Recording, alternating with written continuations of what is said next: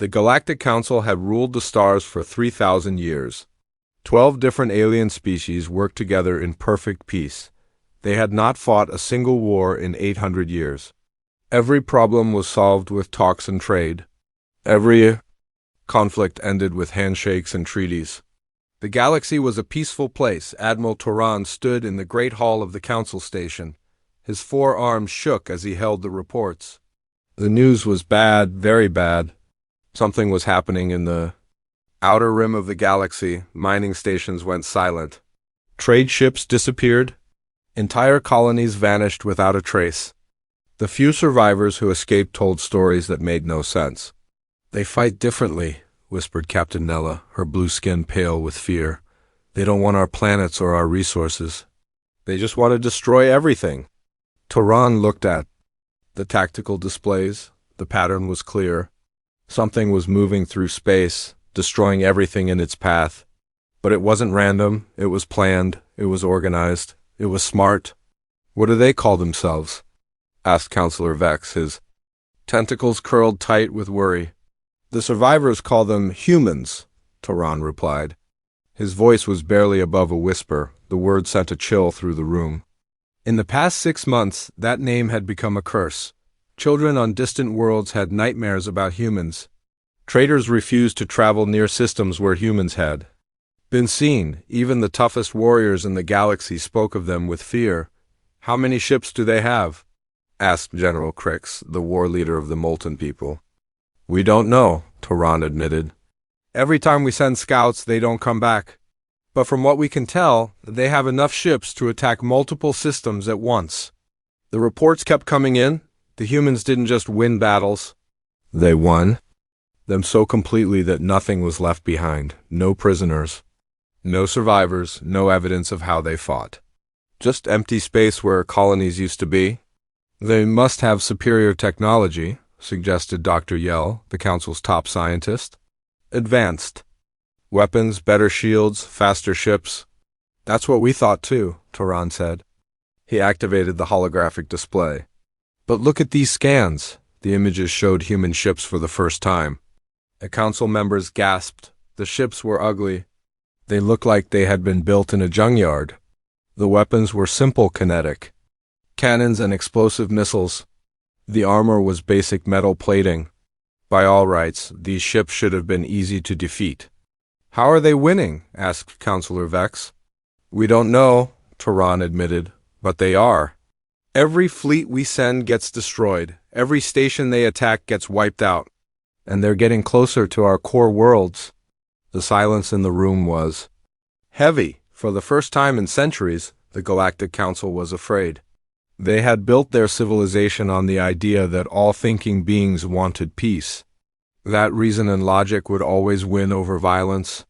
That no species would choose destruction. Over cooperation. The humans seemed to prove all of that wrong. "We need to make contact," said Counselor Myra, the eldest member of the council. "We need to talk to them. Find out what they want." "What if they don't want to talk?" asked General Crix. "Then we fight," Myra replied. But her voice lacked conviction. Everyone in the room knew the truth. The combined fleets of the Galactic Council had never been tested in real war. They had ships designed for exploration and peacekeeping. The humans had ships designed for one thing: killing. "I'll go," said Captain Rena, stepping forward. She commanded the diplomatic vessel Harmony's Dawn. "Someone has to try." "That's suicide," Turan protested. "Maybe," Rena agreed. "But if we don't try, they'll just keep coming. And eventually they'll reach our home worlds." The council voted. It was unanimous.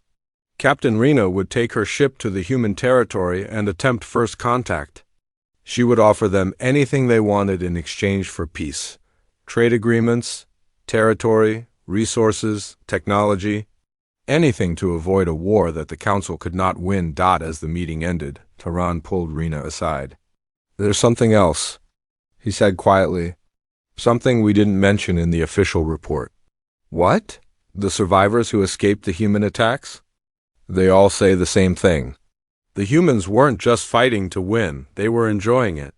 They were laughing during the battles, singing songs while they destroyed our ships. Rena felt her blood turn cold. That's impossible. No civilized species would enjoy violence. That's what we thought too, Turan replied. But maybe the humans aren't civilized. Maybe there's something else entirely. The next morning, Harmony's Dawn left the station and jumped into hyperspace. Captain Rena and her crew of 25 were heading into unknown territory.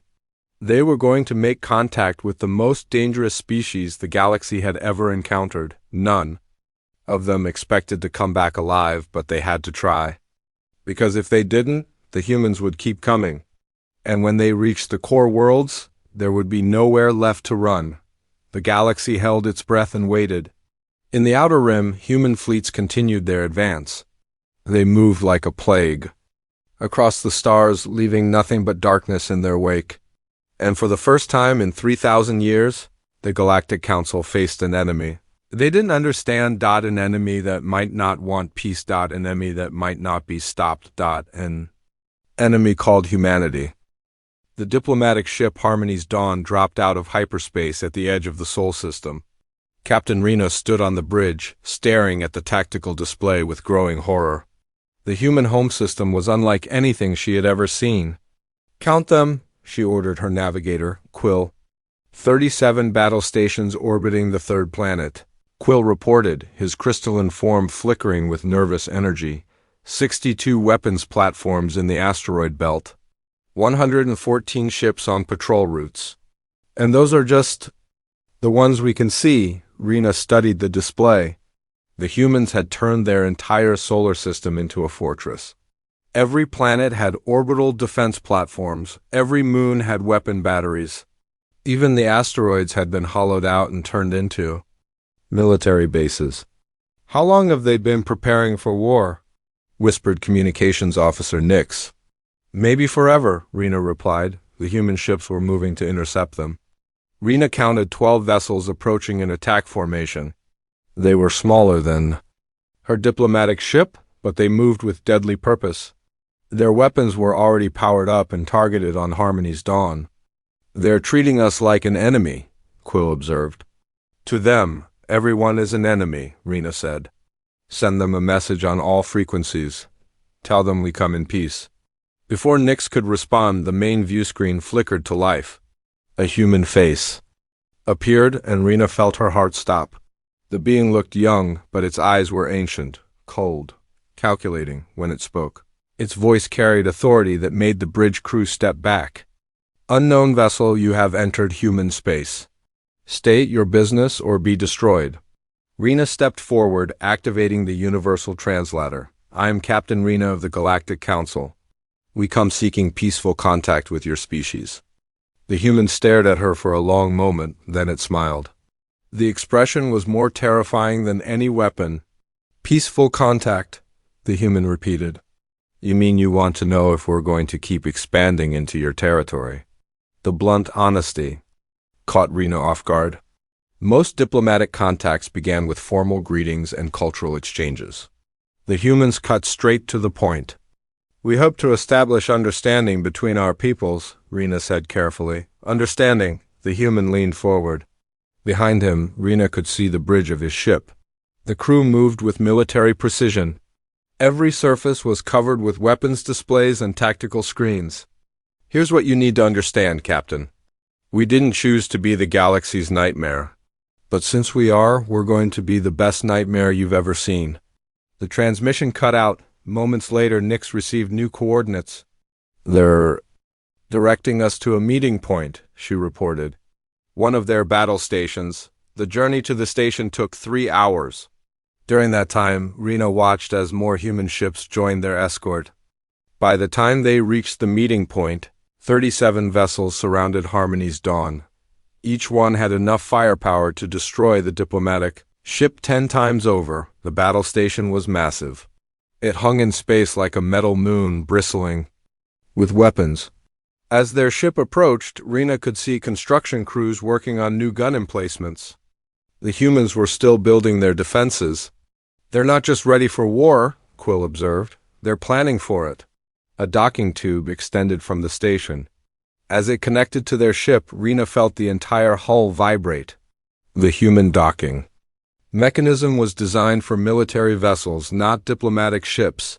Everything about it radiated strength and purpose. Remember, Rena told her crew, we're here to prevent a war. Whatever they say, whatever they do, we stay calm. The airlock cycled open. 5 humans stood waiting for them.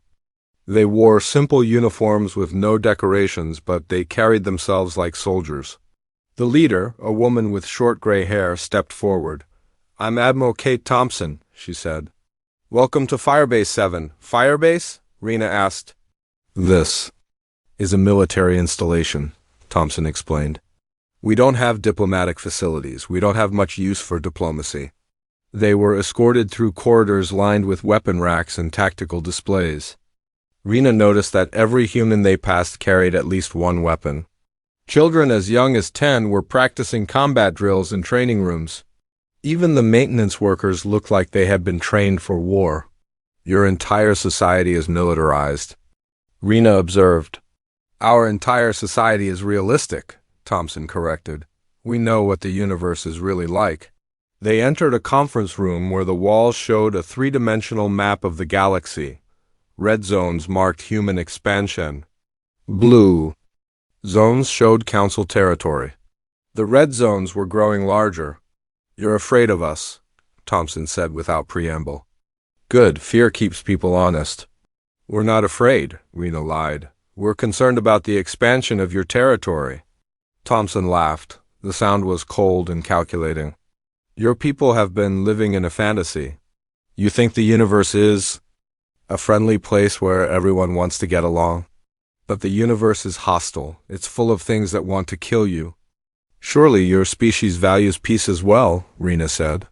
Peace is what happens between wars, Thompson replied. It's a time when we reload our weapons and plan our next campaign. The human admiral activated a holographic display showing recent battle footage. Rena watched in horror as human fleets attacked Council outposts. The ships moved like predators, coordinating their attacks with terrifying precision. Your mistake, Thompson continued, is thinking that rational beings will choose cooperation over conflict. But conflict is natural. It's how species evolve. It's how they survive. What do you want from us?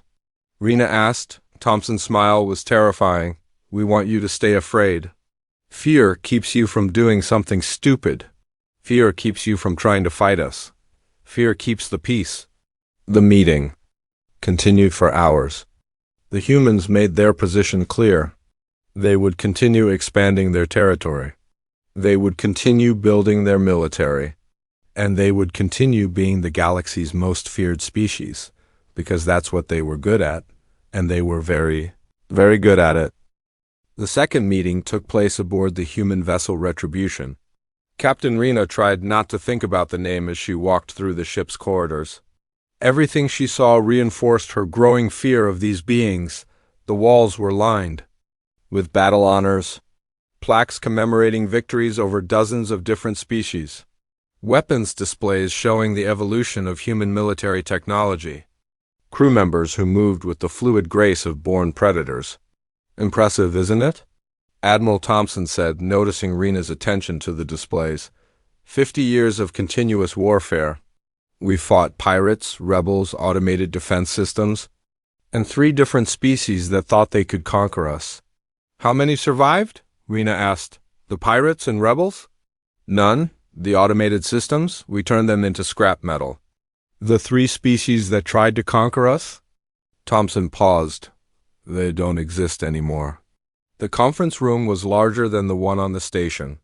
The walls showed a detailed map of the galaxy, with markers indicating human military bases, patrol routes, and expansion targets.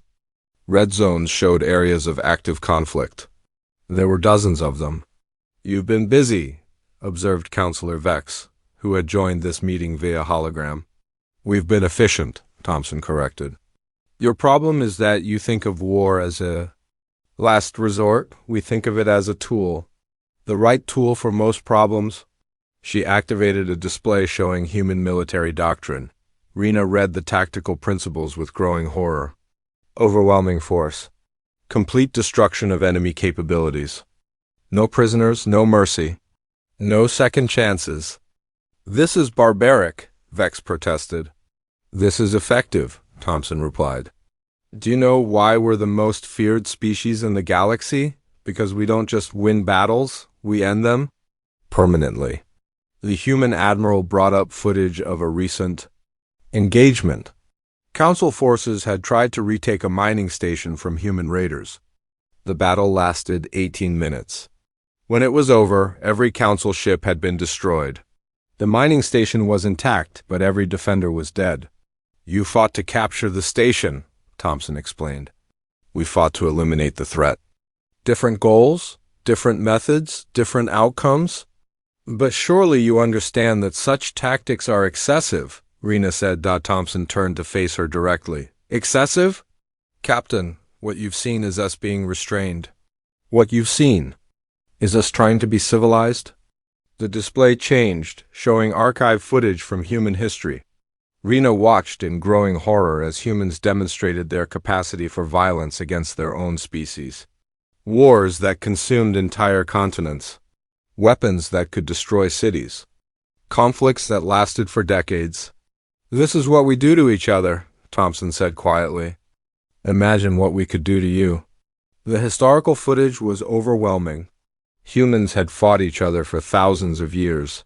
They had developed weapons specifically designed to cause maximum suffering. They had created military strategies that prioritized psychological terror over tactical efficiency. Why? Vex asked. Why do you fight so much? Because we're good at it, Thompson replied. Because it works. Because it's who we are. She showed them more footage. Human children playing war games. Human schools teaching combat tactics alongside mathematics. Human art celebrating military victories. Human religion that praised warrior saints. Your species evolved to cooperate, Thompson explained. You developed empathy, diplomacy, and peaceful conflict resolution. We evolved to compete. We developed aggression, tactics, and the ability to kill efficiently. But what about your scientists, your artists, your philosophers? Rena asked. They serve the war effort, Thompson said. Our scientists develop better weapons. Our artists create propaganda. Our philosophers justify our actions. Everything we do supports our military capability. The human admiral activated another display showing current human military assets. The numbers were staggering. Millions of soldiers. Thousands of ships. Weapons that could destroy entire solar systems. This is why the galaxy fears us, Thompson said. Not because we're evil, but because we're focused. We don't waste time on art or philosophy or diplomacy. We focus on the one thing that matters. Winning. What about your families? Your children? Vex asked. My children are being trained to be soldiers, Thompson replied. My family exists to support the war effort. Everything we do, everything we are, serves one purpose, making humanity stronger. The meeting continued for hours. Thompson showed them human training facilities where children learned to fight before they could properly walk. Manufacturing plants that produce nothing but weapons. Research facilities dedicated to developing new ways to kill. You've turned your entire civilization into a war machine, Rena observed. We've turned our civilization into a survival machine, Thompson corrected. The universe is hostile. The species that survive are the ones that can fight. We intend to survive. As the meeting ended, Rena felt a deep sadness. The humans were not evil. They were not monsters. They were simply a species that had chosen a different path, a path that led to dominance through violence. One last question, Rena said. Is there anything that would make you choose peace? Thompson considered this for a long moment. Peace is weakness, she finally said. The moment we choose peace, we become vulnerable. The moment we become vulnerable, we die. So no, Captain. There is nothing that would make us choose peace. Then, what happens to the galaxy? The galaxy learns to live with us, Thompson replied. Or it learns to die fighting us. Either way, humanity survives. The diplomatic mission was over. There would be no peace treaty, no negotiated settlement, no compromise. The humans had made their position clear. They would continue their expansion. They would continue being the galaxy's most feared species, because that's what they were built for, and they were very, very good at it. The third day of negotiations brought an unexpected invitation. Admiral Thompson offered to show the Council delegation a human military exercise.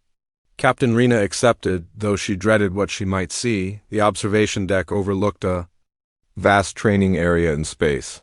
Holographic projectors created a realistic battlefield complete with asteroids, enemy ships, and tactical objectives. The scenario was designed to test human forces against a hypothetical enemy using Council technology and tactics. "This should be interesting," Thompson said, settling into a chair beside Rena. "Our tactical computers have analyzed every Council military doctrine from the past 500 years. The enemy fleet you're about to see represents the best your civilization has to offer." On the display, two fleets faced each other across empty space. The simulated Council fleet was impressive. Elegant ships with advanced shields and sophisticated weapon systems. They moved in perfect formation, their tactics refined over centuries of peaceful development. The human fleet looked like scrap metal by comparison. Ugly, angular vessels with crude weapons and basic armor. They moved without formation, seeming to ignore all accepted principles of space combat. "Begin exercise," Thompson announced. The battle started exactly as Rena expected. The simulated Council fleet moved with textbook precision, maintaining optimal firing ranges and coordinating their attacks. Their superior technology should have given them an easy victory. Then the humans started fighting dirty. The first surprise came when human ships began ramming their enemies. Instead of pulling back when their shields failed, they accelerated forward, using their own vessels as weapons.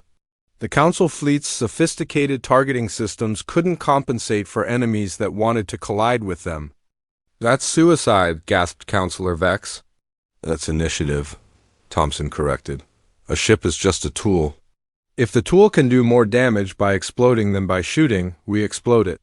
The second surprise came when the humans started using their own casualties as weapons. Damaged ships didn't retreat for repairs. Instead, they overloaded their reactors and flew directly at enemy vessels. The explosions took out multiple Council ships each time. "Your crews are trained to sacrifice themselves?" Rena asked. "Our crews trained to win," Thompson replied. "Individual survival is less important than mission success." The third surprise was the most disturbing. The humans didn't just fight to win. They fought to terrify.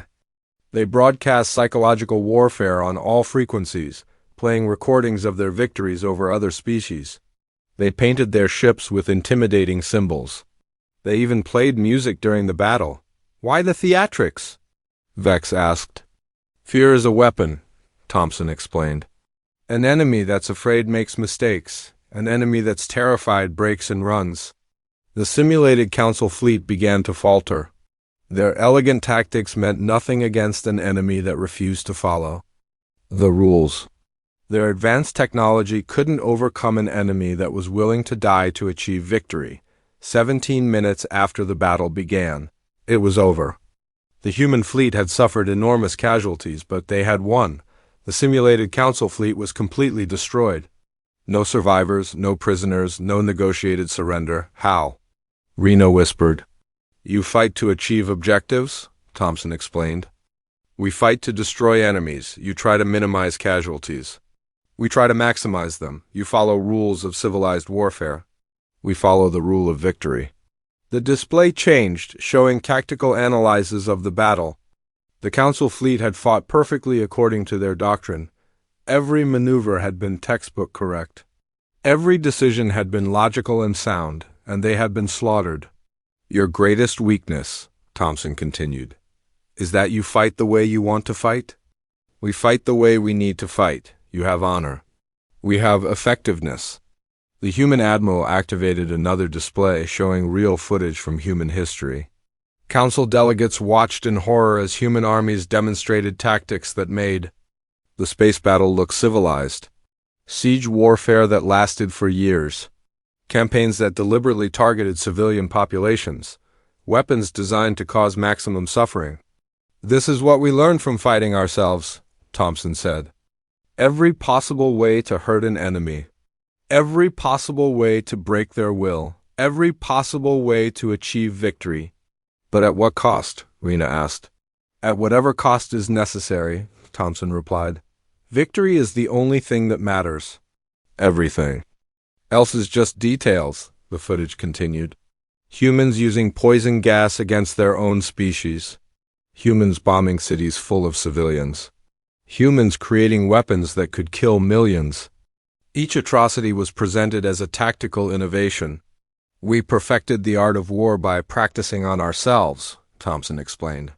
We learned every possible way to kill, to destroy, to terrify. And then we turned that knowledge on the rest of the galaxy. The final display showed current human military planning. War games against every known species. Invasion plans for every major world. Weapons specifically designed to counter alien technologies. You've been planning to conquer the galaxy? Vex accused. We've been planning to survive in the galaxy, Thompson corrected. The best way to survive is to be so dangerous that nobody wants to fight you. And if someone does want to fight you? Thompson's smile was cold. Then they learn why that was a mistake. The exercise concluded with a detailed analysis of human tactical doctrine. Everything was focused on one principle, overwhelming violence applied with surgical precision. Not just defeating enemies, but eliminating them completely. This is why.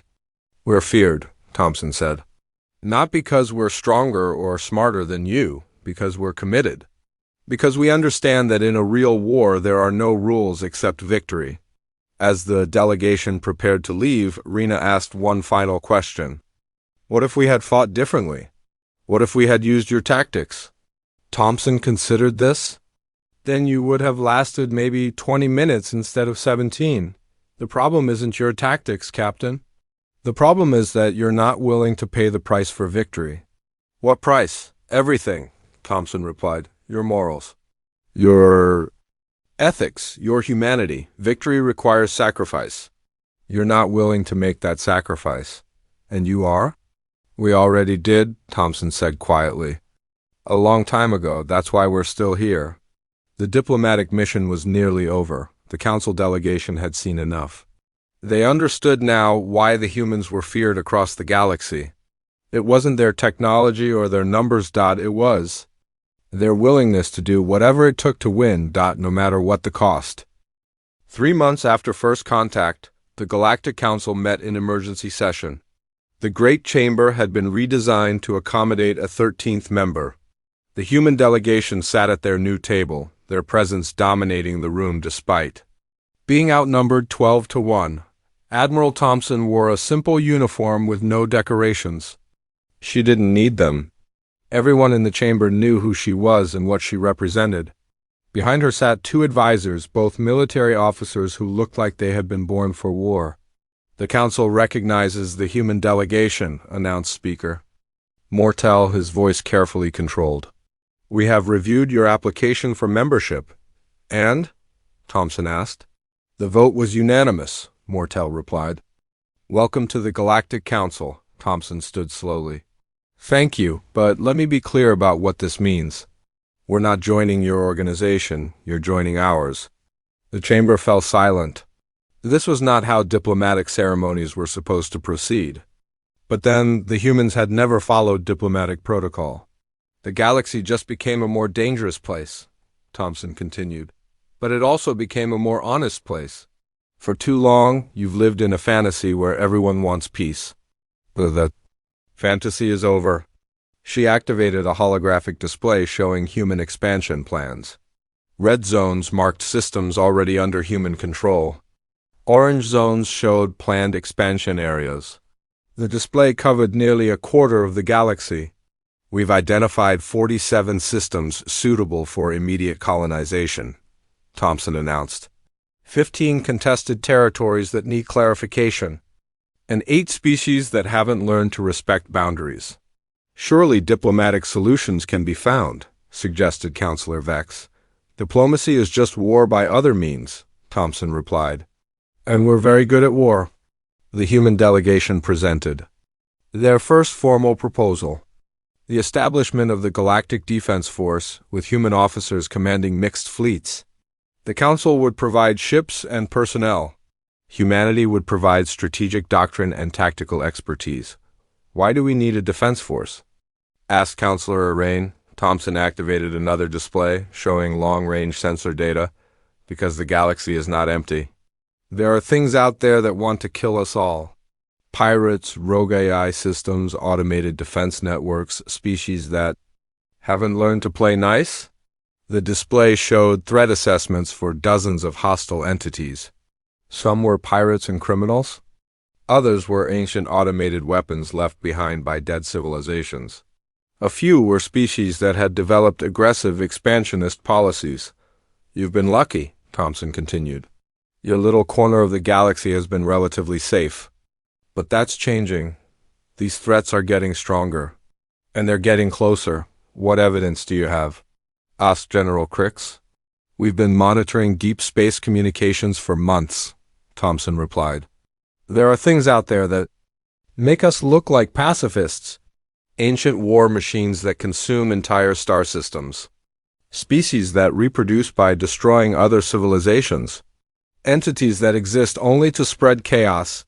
She showed them intercepted communications from the deep galaxy. Distress signals from dying civilizations. Automated messages from long dead. Species warning of approaching threats. Analysis of weapon signatures that suggested technologies far beyond anything in Council space. The threats are real, Thompson concluded. And they're heading this way.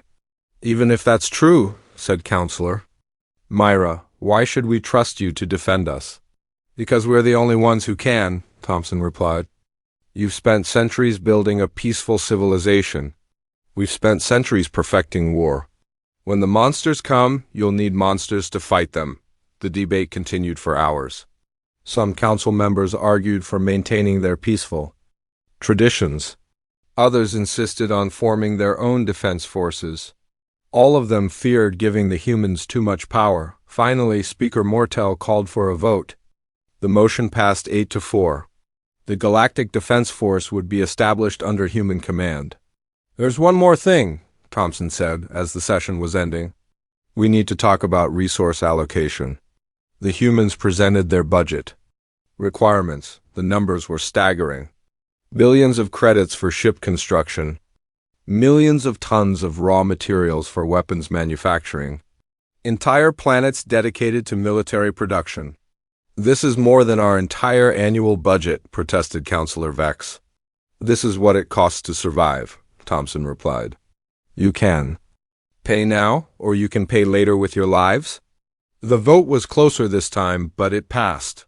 The Council would fund the largest military buildup in galactic history. They would transform their peaceful civilization into a war machine. As the session ended, Captain Rena approached Thompson. Was any of this real? The threats from deep space? Thompson's expression softened slightly. Captain, we've been tracking subspace communications for months. Something big is coming. Something that's been systematically destroying civilizations. On the far side of the galaxy. Then why the theatrical display? Why make us fear you? Because when that something gets here, you're going to need us to be monsters, Thompson replied. And monsters need to be fed. Fed with what? Resources. Authority, the freedom to do what needs to be done. Thompson paused.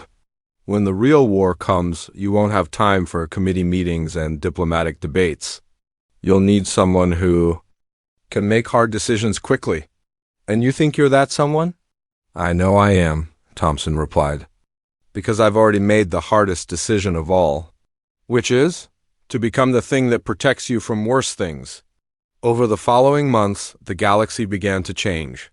Human construction crews built military bases on dozens of worlds. Human engineers designed new weapons and defense systems. Human officers trained alien crews in combat tactics. The transformation was not easy. Many species struggled to adapt to military discipline. Some resented human authority. Others feared the changes to their peaceful way of life, but the changes were necessary. Deep space monitoring stations detected the approaching threats. Ancient war machines were indeed heading toward Council space. Species that had consumed entire sectors were drawing closer. The galaxy would need defenders. And the humans were. The best defenders they had, the galaxy had gained a protector. Whether it wanted one or not, the age of peace was over. The age of survival had begun. And humanity would make sure that civilization survived. No matter what the cost.